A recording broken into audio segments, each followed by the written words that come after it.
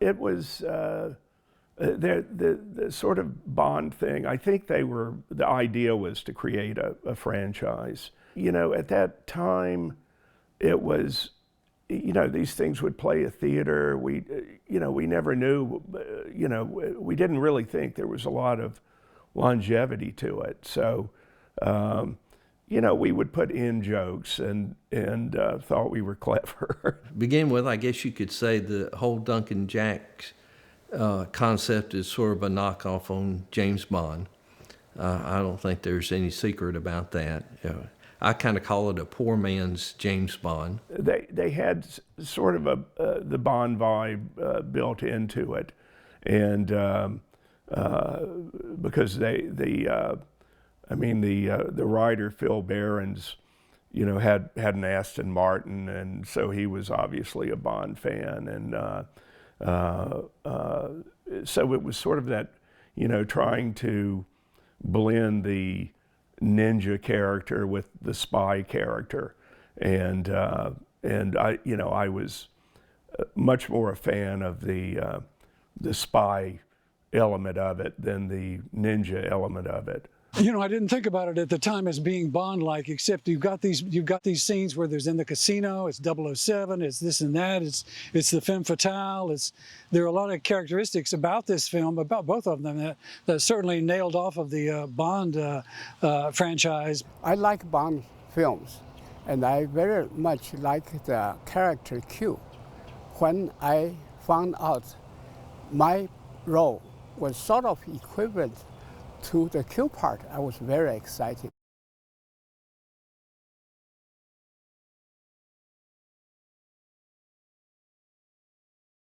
I'm not sure exactly how Unmasking the Idol got started. The producers were Robert P. Eaton and Betty J. Stevens.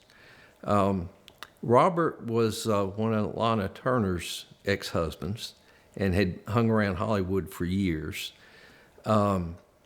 Betty Stevens was pretty much a self-made millionaire who's had started a company called Johnny Cat Litter. So I guess you could say that Unmasking the Idol and Order of the Black Eagle were made with cat litter money. They, being from California, somehow got hooked up with Earl Owensby, and he talked them into making their film that they wanted to do in his studios in Shelby, North Carolina. I actually made the show happen because I saw Earl Owensby on 60 Minutes one Sunday night back in 1983 or 4, somewhere around there. I've actually forgotten what year we made the movie, but I saw him on the 60 Minutes, and and I said, well, and he had a big splash because Jim Cameron had actually used Earl Owensby's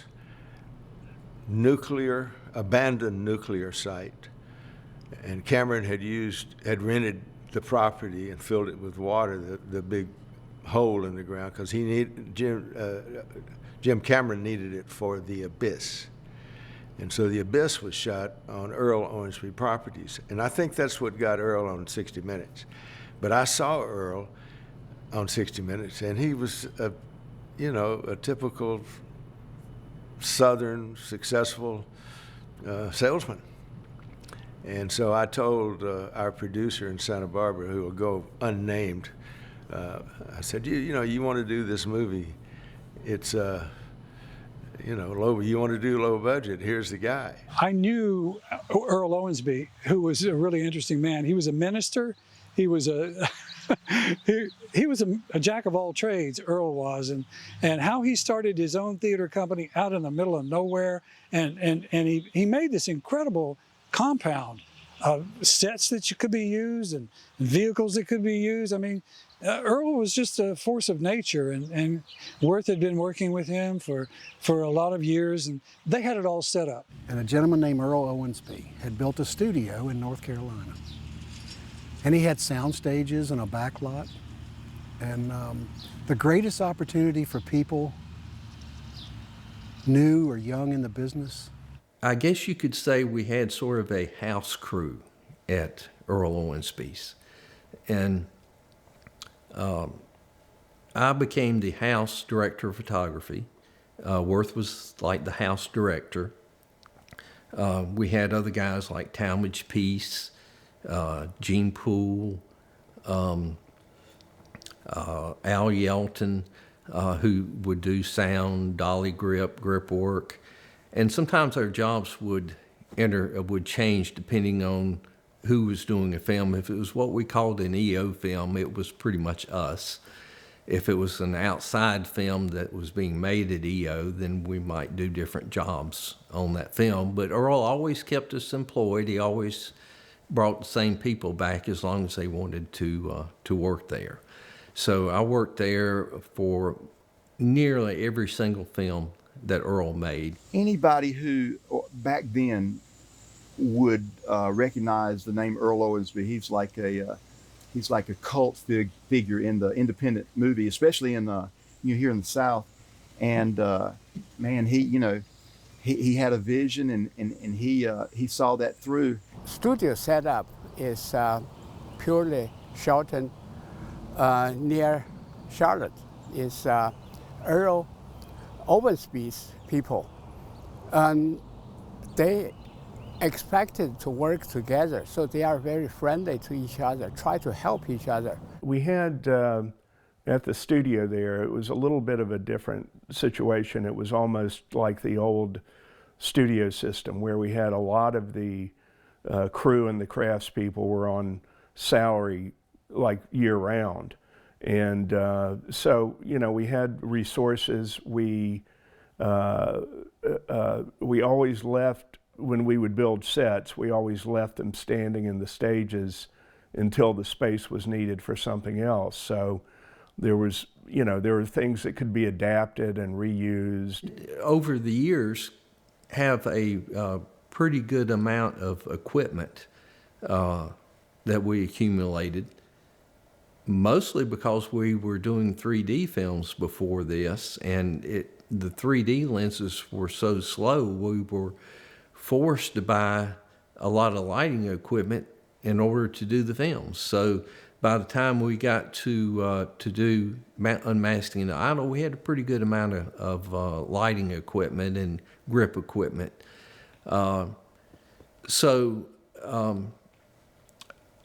Equipment-wise, we were in good shape. Our crew, by the time we made Unmasking the Idol, were a bunch of guys that had worked together for a long period of time. We kind of knew what each other were thinking, what we needed, how we would do it. Of course, with Steve Shaw, he had a different way of doing things than I did, but that was fine. It was his style. We loved to blow things up at EO, so we had some good special effects people that knew how to handle that. And the sets, Earl had several buildings. A lot of our sets were recycled from other films. From what I remember about Worth, he was very professional. He was friendly and kept things rolling. I actually met Worth, I think he was still a teenager. Worth was working on a film that was being made by a guy named Pat Patterson in Charlotte. I don't remember the name of the film, but I visited the set and met Worth there. Another friend of mine was on that project. His name was Phil Smoot. I think I was working for Victory Films at the time. But I dropped by, and I think that was probably the first time that I met Worth Keeter. Like I said, he was a teenager from what I remember. Worth and Phil got to be friends, and because I was close friends with Phil, we saw each other occasionally. Worth later went to work full-time for Earl Owensby. Worth was the director on the first film there with the EO Studios. He was a young man who was had a great eye. I felt he was a friendly, low-key person. And then he's not going to, like in the movies, how the directors will yell and scream, tell this and that. No, he's not like that. He's friendly and talking to other people just like a regular friend. So I felt quite at ease, pretty much from the beginning. Worth is a great guy, and like I said, I knew him from the time he was a teenager. He was really a lot into special effects and the makeup part of the film business, at least starting out. And he was pretty much a jack of all trades, but those were his strong points. And so a lot of the films that we did might be heavy in makeup or especially special effects. We loved to blow things up at EO. We were always blowing things up and doing bullet hits. And a lot of times, even when Worth was directing, he would do the bullet hits and occasionally do some of the explosions that we did. You know, Worth was, I think he's a bit younger than I am, but he was working at Earl Owensby studio in North Carolina, a very rural area outside of Charlotte, which is a big city. And Worth had been doing cinematography, directing films with Worth, who owned his own studio, and did these kind of off-track, off-the-road movies for years. And Worth had been his main director and cinematographer. Worth was really easy to work with, and it helped that we were friends. He would direct the camera a lot. We'd plan out our shots. Usually had a lot of camera movement. When I read this script, I thought, you know, they nailed Duncan Jacks. They nailed Raiders of the Lost Ark. They nailed so many stereotypes that had already been out there in cinema. I went, wow, these guys have written it. It is not a cliche that they don't love. But I thought at the time, I said, you know, it's the kind of script that if you can throw away the lines, you can make it work. But if you step on the lines as though this is my big career moment, I got to make this serious stuff, you kill it. So the scripts were very lightweight. They were obviously a kind of a takeoff on many other scripts that had been done. And we just tried to hold it all together. I knew the screenwriter. He was from Santa Barbara too, worked in LA. But like I said, they were trying to put together a script that just tagged every base that you can imagine, that any movie that you've seen that's like that adventure trip in the last 20 years, they hit it. And they hit it pretty hard on the script level, but they let me step in occasionally and put a little spin on some of the lines, which I really appreciated. The original script was good, except it was, we needed a baboon instead. I wanted to put a baboon in there instead of a monkey. I can tell you that whoever thought of that never trained baboons, never trained animals or any species of animal, I don't think. In the original script we had, it was a monkey, and I said, Phil, the writer, I said, you know, the stunt guy that I'm gonna get this stunt guy on the show. He's a great stunt guy, and there's a lot of action to do in this movie, and he's got to be the stunt coordinator, or I'm not doing it, you know. And so he became the stunt coordinator, but along with him came his baby baboon, and so the baboon got cast. When they met Monty Cox, he's a big animal guy and stunt guy, and had, you know, lions and tigers and all sorts of things. And he said, you know, I have this baboon, and maybe this would be something you could use. And everybody just thought that was a great idea. Typhoon was Monty's baboon. I believe he had it with Susie Backlinian himself. I don't know if I should say Susie, but anyhow, and then, of course, you know, relationships don't last a lifetime sometimes. And Typhoon was sitting there, and he said, hey, no one's ever trained one. How much of a mistake can you make? I always called him Boone. I believe that's what he was called in the movie. But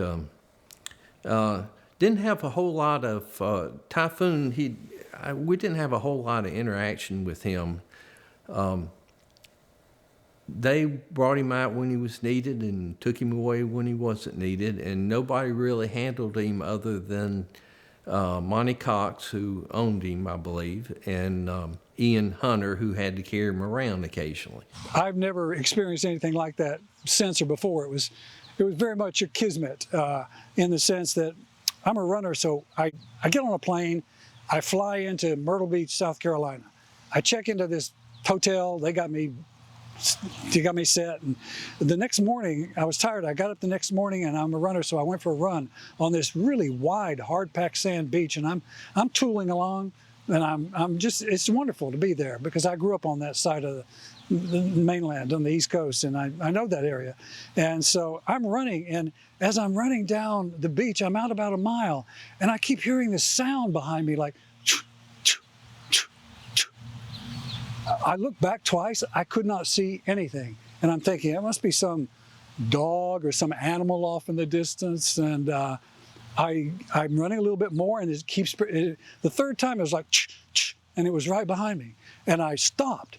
I turned around, and there was Typhoon, the Hamadryas baboon, on the sand doing push-ups in front of me and chuffing like that. And I knew he was coming, but I didn't know what to expect. I had no idea how that was going to work out, because I was told that Typhoon had never worked with anybody before. He only knew the two trainers that had brought him up since he was a tiny little ball of fur, a baby. So, and he was like 7 years old, and he was at his sexual peak, which means he's hard to control. So they told me they never knew how it was going to work out with the actor that would spend so much time with him. So I'm looking down the beach, and here comes Monty and Jerry, the two trainers, and they're running. They're running, and they're yelling, and I'm thinking, who are these guys? And they stop. They come slowly up to me. Typhoon's doing these push-ups in front of me, which I really can't figure out, but I knew it was a sign of some kind of bonding with this animal. And they as they got closer, they told me to tap your chest like this on the left side. I tapped my chest. He jumped into my arms. I got to tell you, I mean, and he started grooming my eyelashes. He started grooming inside my ears. He started, I mean, he's clucking, and he's chuckling, and he's nibbling me on the neck. Monty was owned Typhoon, but Jerry was sort of Boone's daddy in a way, and he was the one that looked after him on the set. Because I was always worried about messing stuff up, right? So what if I mess him up? He went, no one's ever trained one. You can't mess it up. I mean, you know, we'll go at it together and see what we can do. And from that time on, he moved in with myself and Lori, you know, the woman I'm with now. And literally for the next 15 years, he was like a child, right? He lived with us and lived in the house with us and stuff. So we lived and rode my motorcycle with me, went to McDonald's, got French fries from the girls from McDonald's for free because he was rode on the back of my bike. But, you know, that kind of stuff. And just, and a lot of the training I did was in shopping center parking lots where there was a lot of traffic, a lot of stuff going on, so that he would learn to just silence everything out and just hear my voice from anywhere, anytime. So, and not knowing if it would work or not, but I guess it worked because he became pretty good, you know. Typhoon, the baboon, was young at the time, so he was, you know, he was trained to do a lot of things, and that he was already prepared to do, and it worked pretty well. I mean, it wasn't difficult. I mean, they would say, you know, they would start him here, and they put something on the ground for him to go to there, or it was not difficult. It really worked pretty well. And Monty handed him over to me and said, "You can't make mistakes with him, Jerry, because no one's figured it out, right?" So, and he's the one that told me the key thing I told you. You have a handful of keys. All you have to do is find the right key that opens that lock in their mind that tells you, makes them understand. And understanding, having an animal understand you and learn from you, and the ability to teach them how to learn, not teach them tricks, the ability to teach them how to learn. It's like you can teach a kid to read, and then you've taught him knowledge, because he can read book after book after book after book, right? Animals are the same thing. When you teach them how to learn, we talk to them, and when we start doing something, I'll pick something up and put it down. He'll know already what I want him, what's going on in my mind. He'll know me as well as I know him, and that's how things work with Typhoon and I. You don't shoot with a baboon easily, young or old. Well, first of all, you don't shoot with an older one anyway. A baby, if it's being nursed properly, and I mean 24/7, this baboon slept with his handler, which was one of Monty's assistants. Jerry was it was the baboon. It was his responsibility. I've been working with him since he was, literally a baby. He wasn't black. He was already brown. That means he was out of his infant stage, right, into the young baboon. I would say he had to be 8 months old, year old when I started with him. And like I said, he was knuckling on one hand, but I pretty much took him from that point on. He lived with me from that point on. So, and when we did that show, he'd been living with me for years by then. So, and traveling and things. A lot of the stuff they got from it, and the stuff we did on that show, is stuff that I had done every day with him for almost his whole life, right? I established a very bonded, he accepted me as an alpha male. I don't know why, but probably because I love animals. I grew up on a farm. I was used to being with animals my whole life, so he wasn't threatened. The fact that he was not threatened and that I was really open to being with him just made it work. We worked together for 2 years. He did like 50 different hand signals, and there were verbal commands that he was always, this little guy was, he was as good a pro as anyone that I'd ever worked with. It was weird because we could never have done that if that baboon didn't like Ian as much as he did. And if you ask me today why, I think some people just are good people, just have good hearts.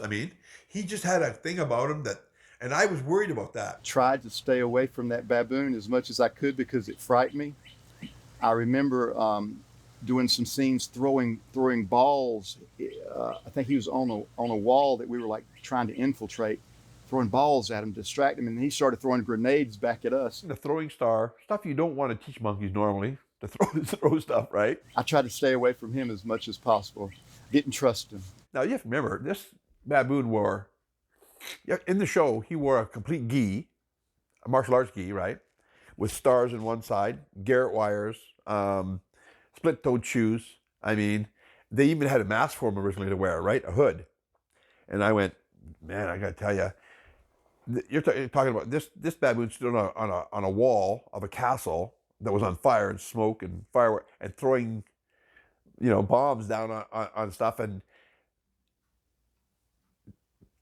to get him to do it, like nowadays, to get him just to stand there and have CGI build around it is one thing, but to do it for real is, I don't think anybody really understands the I don't know if I had enough mind for it at 20, 25, 26, 27, whatever I was at the time.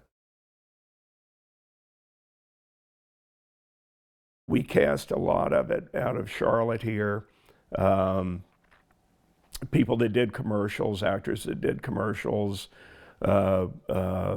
industrial films, theater, and then some of the casting was L.A., where they had met Louis Dula, who went under the name Ian Hunter in the film. I was in 2 plays back to back. I was playing McMurphy in Cuckoo's Nest, and I was playing Oberon and Theseus in Midsummer Night's Dream. And the producer and the screenwriter approached me one night after the show and invited me out for a drink and for late dinner. I went out and they started passing me a coaster with figures on it. And they said, "We want you to do a movie." And I said, "Well, okay, what are you going to pay me?" I thought they were joking. So next thing I know, they're sliding across a figure to me and I go, "Nah, that's not really it. I'm not interested." They slid me another figure and I said, "Okay." And that's how the audition was. I think he was from North Carolina originally, because I remember seeing him in a film back in the 70s. He had a part in a film that was made here in the 70s. And I didn't realize it was the same guy, because they you know, I didn't know him in L.A. I knew him when he came back here to do the movie. I had done a film in North Carolina before, and when I was in the RTVMP department in Chapel Hill for a year and a half, I worked on the 2 thesis films. I had done the Scales Trial documentary, so I had time in front of the camera. I did a Lion in Winter production for educational television, so I wasn't unfamiliar with working with the camera. You have to get used to the fact that, unlike in theater where you're standing up there, you got your fellow actors, and you're presenting this with the audience every night. In cinema, I mean, it's like, if you do a 30-second take, that's unusual. It's usually boom, cut, splice, cut, go to the next scene, and it's never sequential. You don't get to do like one scene after another as though it's naturally following the script. You have to cut in and out as the scenes become available. So it's very challenging, but the fact that there were like 30 guys laying tracks, moving sound, moving speed, camera, everything around me, plus the baboon, Typhoon, made it all very interesting. His character in the show really was a persona of his personality. I mean, it really was. I mean, when he talked to Typhoon and when he handled, it wasn't fake. It wasn't an actor. It was Ian Hunter. Duncan Jacks was the guy he was playing. But the guy touching the baboon and talking to the baboon, that was Ian Hunter. He was just playing Duncan Jacks, you know what I mean? But the baboon just related to him so well, right? He didn't like the mask. He never liked the mail over his face and stuff, right? A lot of it was learning. You know, he had never quite been involved in anything of that like that, and he did a, you know, he had, his voice was polished. I mean, it you know, it would almost seem like he was doing an English accent, but it really, you know, it really wasn't. You know, he was pretty much game for it. We were sort of having fun with it. I was very thankful to be with a crew and a cast that were just good people. Nobody had attitude. Everybody was just, hey, it's just a lot like Aloha. Like here, it was like, okay, we're out here, we're in the ocean on the Atlantic, or we're shooting a scene. Let's all just get together and be a family. So for me, it was kind of like working with a large family. I was there 2 years, so it was not like, you know, dive in for 6 weeks and then you're out. I got to know these people pretty well. I remember, of course, Ian Hunter. He's a friendly person. He's not really a prima donna type of showing off here and there. He's friendly to people, but he's a private person. I don't know if he was any relation to the Ian Hunter that worked back in the 30s in Hollywood. I've not been able to trace him to that, but it seems kind of strange that they both had the same name. It's like hula with a D. That's Dula. It's hula with a D. You know, the deal about that was when these guys, the producer, Robert Eaton, and when these guys came to me about the aspect of doing this movie, they said, you know what, your name is kind of weird. Or would you consider changing it at all? And I said, I thought about it and I said, okay. You know why? Because, I mean, I had what I thought was a good reputation as a theater actor. So I wanted to leave it like that, so I didn't mind switching gears.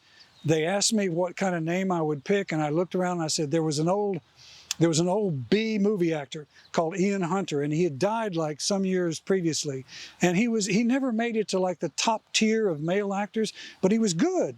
He was a really good actor, and I appreciated his work because I'm an old cinema buff of the kind of, you know, American movie classics back in the Bob Dorian older days when the black and whites were done. I love those movies. So Ian Hunter was an actor that I could really relate to because he was a thespian, he was a theater guy, ended up in films. So I grabbed his name out of nowhere. I grabbed it right off the top of my head and I said, how about Ian Hunter? They said, okay, let's go for it. My name is Shanghai Tuan. That's interesting. On the movie credit, the name was spelled S-H-A-N-G. However, my real name is Shiang. That's on my passport and other documents. At that time, I forgot why we changed that, because of easy printing or just the artist's name. Anyway, so I started with this movie, so very lucky strike. I was playing the character called Sato. Sato is a character very much relates to Duncan Jacks. Duncan Jacks wasn't very well known in the movie that he was actually son of a couple American people living in Japan, was missionary for doing missionary work in Japan. They were killed in an accident, so they were brought up in this Japanese family. And Kato was his mentor, taught him all sorts of things, how to be a righteous person with integrity, most importantly, and then taught him martial arts as well as arts and music, other field of studies. So that's the character I was trying to portray. I was sitting in my office, and then somebody told me there's a chance to audition for a movie. I said, no, I'm not going to do that. But I went to Raleigh and auditioned anyway. It happened to be the movie, you probably have heard of it. It's a King Kong movie called King Kong Lives. Well, they need a person from Asia, a head shrinker, were walking into the barber shop holding a shrunken head. And I said, okay, well, I'll do that. So I drove all the way to Wilmington, waited. They eventually gave the role to another person, a much shorter, much squashed person. But then that scene was cut anyway. They found out I could maneuver a canoe without help. Just one person, one oar, maneuver the canoe, go a straight line. Most people couldn't do that. Somehow in the whole Wilmington, they couldn't find another person doing that. So I was doing that as well as the fisherman. So I was there, maybe 3 seconds, maybe 5 seconds. You see a fish boat coming to the fish market, that's me. And then the person interviewed me. When they called me, he says, hey, you know what? Sorry that you only got 5 seconds. However, I'm talking to some other people. I'm an agent for another company. So he said, come over, we talk. That's how I got into this movie. Bill Hicks, William T. Hicks, who played Whale in the movie, and he was a local actor, but very talented with voices and so forth, and had, we had a number of, over the years, Hollywood productions that would shoot in the area, and Bill was a guy that would usually get a role in those. Bill was a pretty big actor in the Charlotte area back then, I thought his character, he made his character one of the more interesting characters in the film. C.K. Bibby was a local actor. He had some good parts over the years. I saw him the other day at a credit I noticed in Bull Durham. He also was in Chiefs. I think that might have been his first film. And he had several other pretty good credits that were really, let's say, Hollywood films or Hollywood productions that were shot in the Charlotte area. He seemed to be able to get some parts in those. Really cannot remember the name, the villain in the group. I had, not me, the part Sato had chance to find out who the villain, who the traitor was. And then in that scene, I had to point a pistol, as you remember, at him. later on, he told me, he said, I am very familiar with firearms. I know it's safe, I know it's not loaded, but it's still nervous, have a gun pointing straight at my face. So I apologized. I said, I'm really, really sorry. So I have to do, and I have to do it convincingly. He said, not your fault. So we had an interesting talk after that.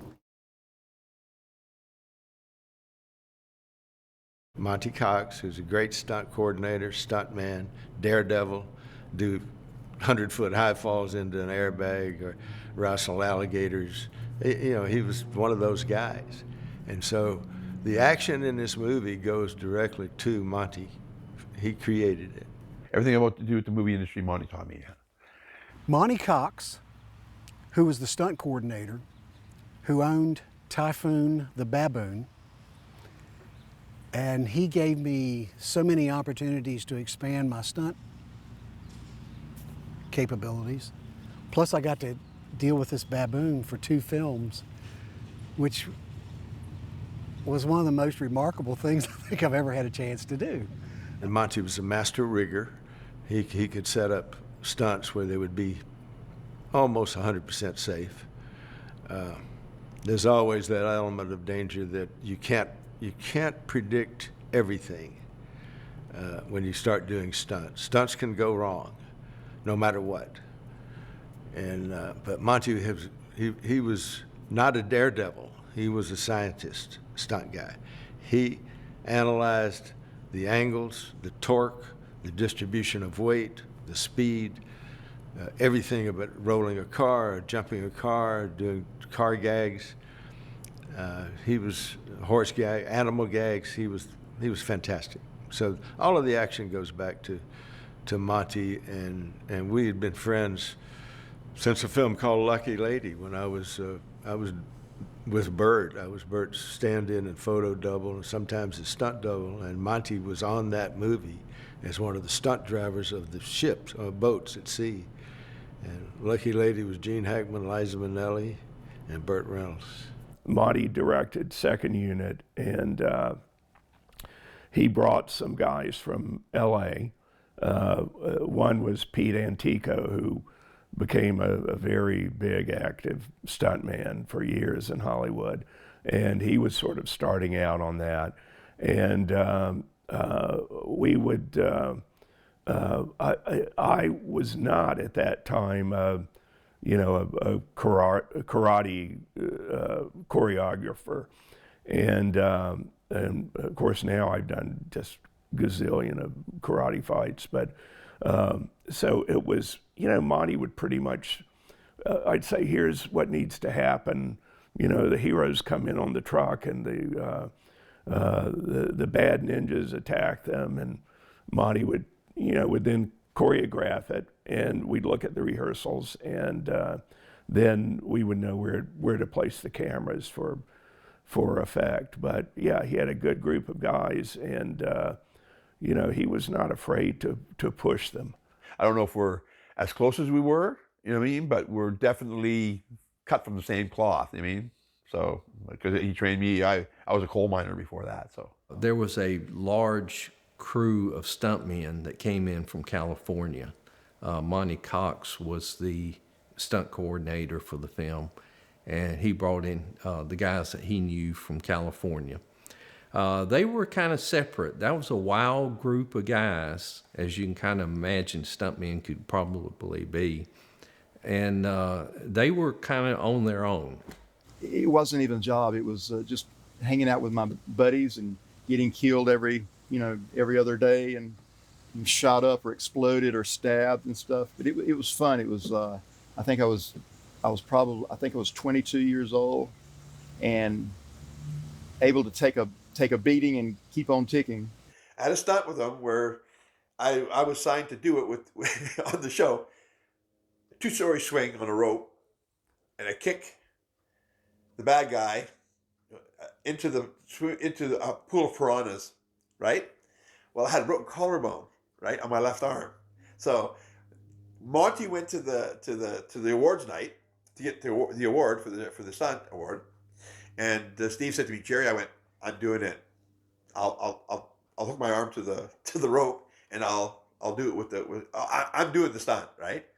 Well, Jesus, everybody on the set was, well, I believe the stuntman that I kicked was either Mark Costello or Don McGovern, one of the two. They were doubling Duncan Jackson at the time, Ian Hunter. So I come swinging down with this thing. Literally, I grab it. The bone literally just separated from one from the other, right? And I'm holding on with this arm, and I'm trying to, wait, how do you hold your body weight? I was pretty strong. I was a really strong young guy, right? Now I'm just an old fat man, but when I was young and strong, you know what I mean? I'm swinging down like this arm with this big rope. I come down, and this bone just went this far apart in my shoulder. And the guys were just grossing themselves out. I did it twice. And Stephen Shaw just laughed. He said to me, you want to do it? I said, I'm doing it, Steve. You know, Monty's not here. Right? He said no, but I'm here. I'll tie my shoulder into place, right? And it worked. You'll see it in the show. It's hilarious, right? But a lot of that stuff went on, not the hurt stuff, but a lot of the stuff that we shot was shot like that. It was real. We were really doing it, like the baboon jumping and kicking, and you know, that a lot of that was real. It was just real stuff. I just set it up so it was, you know, it wasn't going to hurt the person, but a lot of the stuff wasn't. We never took the edge off it. We made it for real. I was dressed as a red ninja, and in one of the scenes, from the good guys, I guess Duncan Jack's team, they were dressed as black ninja, you know, black outfit ninjas, and I remember getting stabbed with like a trident on that film. So it was like black against red. So I guess the black ninja was better than the red ninja. I did have a stunt man, and my stunt guy for the first film was like 5-time kickboxing champion of North America. This guy was like, he was like a robot. I mean, this guy was just an automaton. He was extraordinary. My size, and just incredibly talented. His range of movements and kickboxing, but it's a brutal sport. I got to say, a lot of the stunt guys that I met were absolutely golden people. I mean, they were disciplined and they took risks but they knew what they were doing. Monty Cox, who was Typhoon's trainer, was also a stuntman in LA. So I had great respect for these guys who were stuntmen. They put in their hours, they put in their time. They train when they're not doing their job. So I go train with them. So whenever I could put on the gi, go do the stunt, jump off of this, climb up that, they'd let me do it. But they didn't want me to do things they don't want you to do things that could stop the shooting, because there goes money. Every time the shoot stops, money goes away. So they're really kind of watching you to make sure you don't go too far. And so I went as far as I could. I made the project happen. I didn't. It wasn't. They had no options. They had me from. They were going to have me on the movie, and I was still an assistant cameraman. You know, I'd come off of E.T. with Alan Davio, and we'd done Close Encounters Special Edition. So I had worked with, but I was still an assistant, and so this was a big step for me to get a credit as a DP. With my real name. I mean, I did a non-union movie here, and I was an assistant called the Zero Boys. And the only reason I got that opportunity is because the producer, who was from Europe, heard that I was the camera guy on E.T., or I'd been in the camera department on E.T., or I'd done something on E.T. So that was what I needed. I wanted to do this show at this particular time because I wanted the credit, and I wanted to move up in the union, because you know we have different levels. You know, third, second, first ACs, then camera operator, and then maybe you get to move up to DP. Takes a lot. So that was my goal, and so doing this movie was a major step in achieving that. Why I wasn't hired to be the DP on that particular film, I think there was some kind of connection between Steve Shaw and Betty Stevens because they were all from California. And I think Steve was always going to be the DP no matter where that film was shot. So Earl Dixon was fantastic. He was a great camera operator.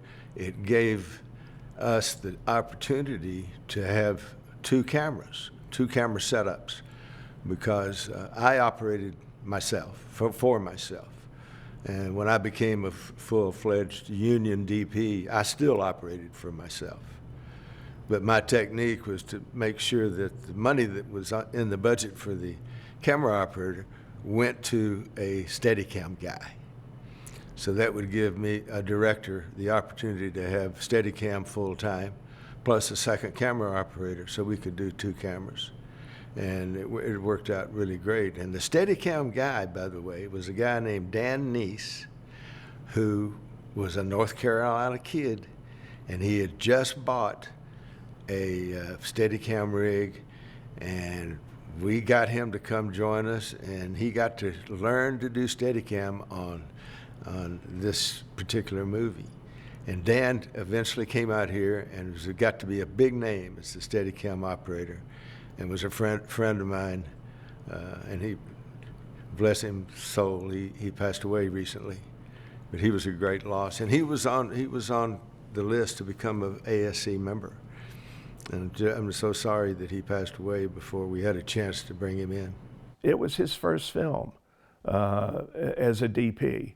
He had been a camera operator on some Spielberg movies, and he, once again, it was the California connection. The producer and writer knew Steve from California, and so Steve came in and to do the movie, and you know, it was his shot to prove himself as a DP, and yeah, we very meticulous, and we got along fine. It was, you know, it was fun, and I thought he did a great job on it. Steve was a very confident guy in his abilities, and didn't really talk much to the crew. From what I remember, he was close to Worth, not that close to the crew itself.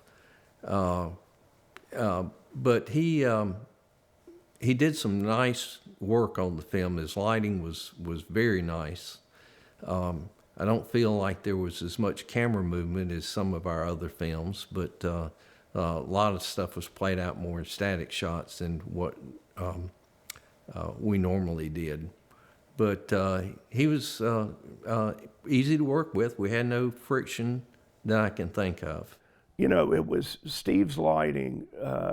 You know, we went for a very colorful look, and you know, almost a comic book look. We had, counting me and Steve and Austin, there were 3 cameramen there to shoot, which was unusual for an EO film. We usually just had one crew and maybe ran a second camera, but I think we were, from what I remember, we were actually going out and doing second unit work. The first several days of the movie were exteriors, and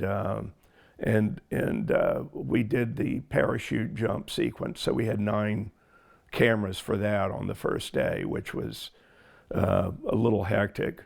I was not really for that because I thought it was a lot to bite off on the first day of the show.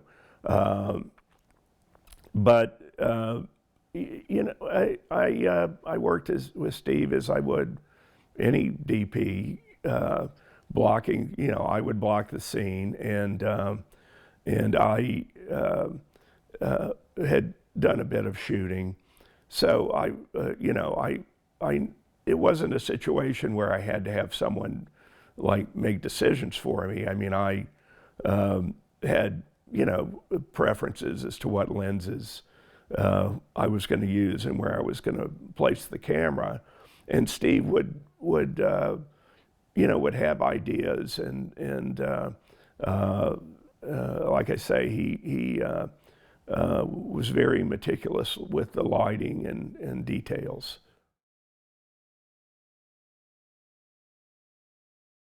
We only had one set that really mattered. Most of the sets that we had were on location, so we needed location sets that were already there. But we did build one set in on Earl Owensby's studio on his back lot. He had a horse barn, a big barn, and so we did have to decorate it and make it look like the hideout of the bad guys. Yeah. We had some sets. One of the sets was left over from the movie Hyperspace, and it was an interior of a spaceship that was like the octagonal shaped hallways with lighting coming in, and so it was very much a process of saying, hey, why don't we use these as the hallway into Duncan Jacks's secret lair? And we actually used the exterior of the spaceship for when he drives up as this futuristic house. So it was, and we built the main villain's throne room on a stage where we had a pool to do underwater shots.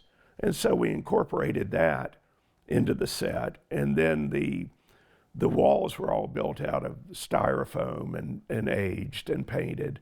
So, there was a lot of labor going into it. It was a matter of, we wanted to look like something a little extraordinary than you would normally see on a smaller movie. Most of the money that was spent on the film probably was spent on our first week or so when we were filming in Myrtle Beach, because we had a pretty big stunt crew. We shot maybe a month at Myrtle Beach. We were based in the Myrtle Beach Hilton, and we shot at the hotel, and we used like restaurants and so forth in the hotel.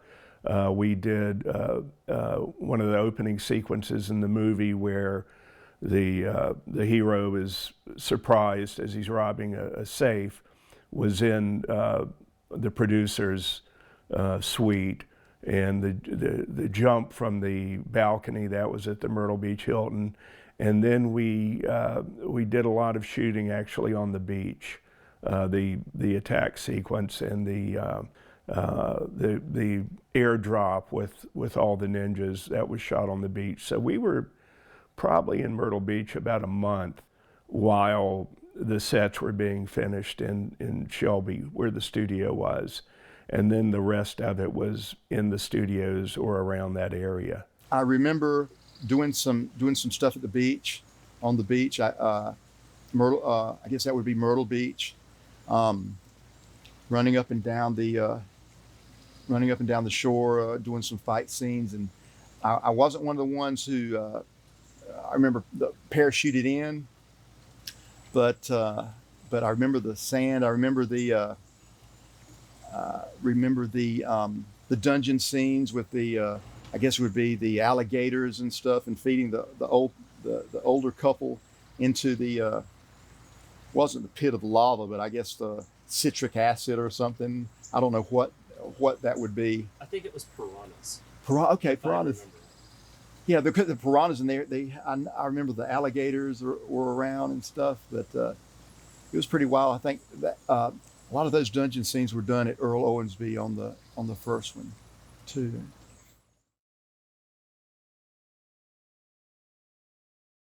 Our regular DP was Earl Dixon, and so when, of course, Steve Shaw was shooting this movie, and so Earl became a second camera. We were running a lot of cameras, so there was it was a big camera crew. There was plenty of work. I think we had on that show a guy named Austin McKinney came in to do some second unit work along with me for that week.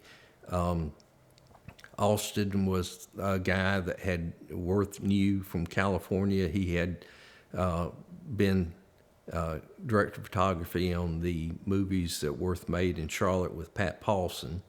The sound man was a guy named Lee Strohsnyder from L.A. Austin's roommate was a sound man, and his name was Lee. So Lee did the sound for the entire film, from what I remember. I had a friend that I had worked with who was a recording engineer, and I thought I would like for David Henson to move into sound recording on these movies. So I put David on as the boom man for Lee, and David, of course, picked it up very quickly, and then he was our sound man then for a number of movies. Well, Worth's team was, local guys. And the local guys were not like working with the Hollywood guys. In some ways, they were better than working with the Hollywood guys. A lot of Hollywood crew come with an attitude. These guys, the crews had down there, they had no experience, so they had no attitude, and they were willing to learn. And it made our job a little harder because we had to teach them so much. But they were great. And Worth and I were talking recently, and we said, all in all, we had a great time making that movie. We had 1 million laughs. Yeah, we did. Mac Pittman, I believe, was the art director, and Blanche Sindelar was in the art department. But of course, we had a sort of a big art department too. And we had, it was just sort of like a stock company of crew that we all went from one movie to another together. They were North Carolinians. I was born in North Carolina. I went to the North Carolina School of the Arts as a high school student and as a college student, and I grew up on a farm in North Carolina. And going back there after living so long on the West Coast, I'd lived in Seattle, I lived in Santa Barbara for 20 years, 25 years in LA. So going back to work on this film with local people, North Carolinians, they call them Tar Heels. And they do that because their heels stuck to the ground during the Revolutionary War and they would not give up. They're tenacious people, and they're also very courteous people. They very much remind me of what I love about being in Hawaii too.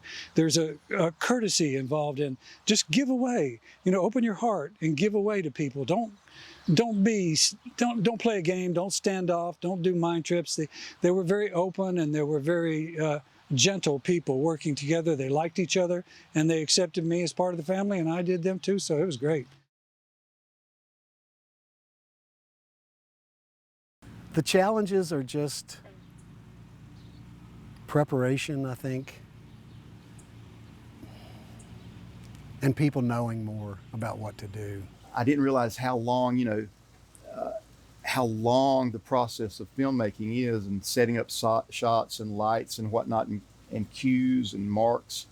And I remember, laying down on the ground, falling asleep, and waking up a couple of hours later, waiting on the scenes to set up, like fire ants all over me and stuff. The only difference in the low budget and a bigger film, because I was lucky enough to do both, is if it's non-union, the dollar amounts are different. The stunts are the same. Dealing in a higher budget film where maybe people are a little more accustomed to doing those types of things. It was a long shoot. It went on for 2 years. Honestly, I missed the spontaneity and the incredible discipline that it takes to do theater. That's hard to understand but I'd done it for 25 years. So it was just right out there, immediate, easy to do. So I thought like a theater person. I had to adjust to everything is not shot sequentially, that you may shoot, the end of the movie first before you even touch the beginning of the movie. So how are you going to marry this dialogue and these subtle emotional qualities when you're shooting out of sequence? I had to look at it as a script in theater that was being worked on a scene at a time, but being done in a cinematographic way. So that was a challenge. Obstacle, I would say, is from my own side. I feel nervous. I feel not knowing enough, and everybody. I mean, I know some photography, I know some people talking about making movies and things like that, like my friends at work, but nothing like big scale. Everything looks so new and so interesting to me. So in that sense, it dilutes the anxiety, but I do feel what I'll call difficult. That means my nervousness. I feel I'm sort of out of place, not really out of place, but as a new place I know so little about. Getting the sets ready on time was a big challenge, and that, you know, there were lots of mechanical things that had to work together. And I remember we had in the throne room, there's a scene where Duncan Jacks runs in, and then this big gate, you know, with bars, slams shut behind him. And I was saying, have you tried this out yet? I mean, do we know this is going to work? And, oh yeah, it'll work. And then on the first, I said, well, let's rehearse it. And on the rehearsal, they pull the pins or whatever, and this massive thing comes down and just broke all to pieces. I mean, was just like destroyed, and had to be rebuilt. We had aerial photography, and we had a truck that was flying under a hot air balloon. And of course, the truck had to be manufactured, and it was very lightweight in aluminum. But our pilot, we had a couple of aircraft, and our pilot, Mike Allen, had gotten into hot air ballooning, and so he was in this the prop truck, you know, which was actually like a balloon gondola, and flying it from in the gondola of the balloon. And then we had a World War II aircraft, that T-6, I think it was, that the villain was flying in. And then Steve and I were in a Jet Ranger helicopter, and you know, and you're like, this is a little bit tricky to coordinate, because the plane was diving at the truck, and then we had to be in the right position to film it. And it was wintertime, so it was very cold. And we had alligators in this set, and the alligators were cold, and, you know, so they weren't very active. And but there's a scene where Duncan Jacks runs across the alligators' backs, and that was Monty Cox doing the stunt. And we had a set that, you know, had like a moat in it. And we had a big scene, a big hot tub scene with all these girls in this giant hot tub, which we had to build. And I said to the, Greg Hull was the special effects guy, and I said, Greg, get that heater that heated the water for the hot tub, and pipe it so that water that the alligators is in is going to be warm. And we got there that morning, and that water was steaming, and they start putting the alligators in, and they're making noises I've never heard them make before in the 2 weeks they were there. I think it's fantastic.